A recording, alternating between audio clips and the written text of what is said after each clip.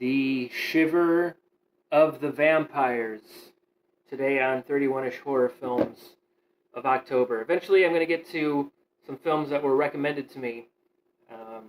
Right now I'm kind of stuck and fascinated on letting random number generators choose what I watch.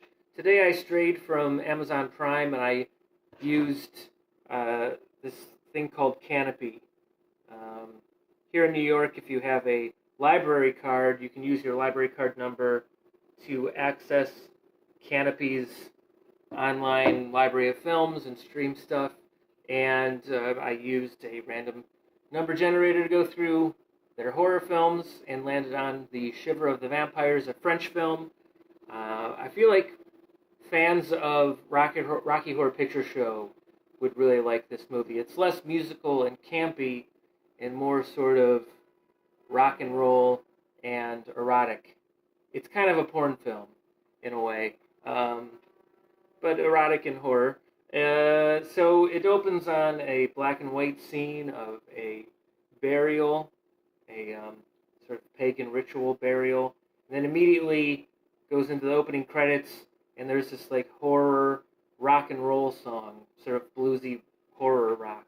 I don't know if this film predates Black Sabbath or if Black Sabbath inspired the sound of this movie, but it's possible that even, I don't know, perhaps the soundtrack or the score of this film is highly sought after by horror aficionados, I don't know, but it's got like a really great vibe through the whole thing. After the opening credits, we meet, and this is why it sort of parallels Rocky Horror Picture Show. We meet a newlywed couple. They're not stranded by this castle. They're actually heading there because the bride's cousins own it and run it, and they plan on staying with them.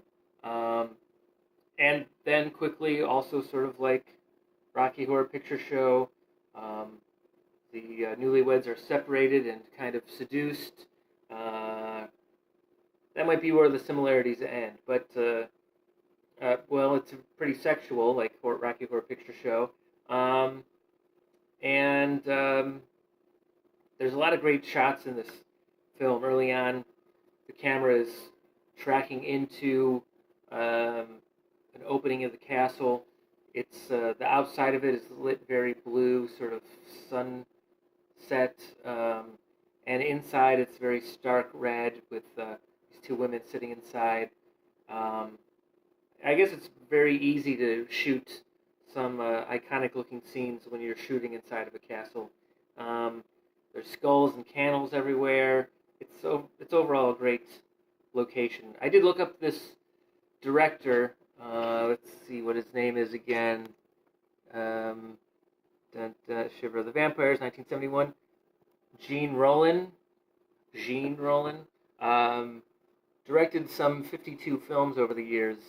I have to look him up more, but I think he might be known for these sort of erotic vampire films.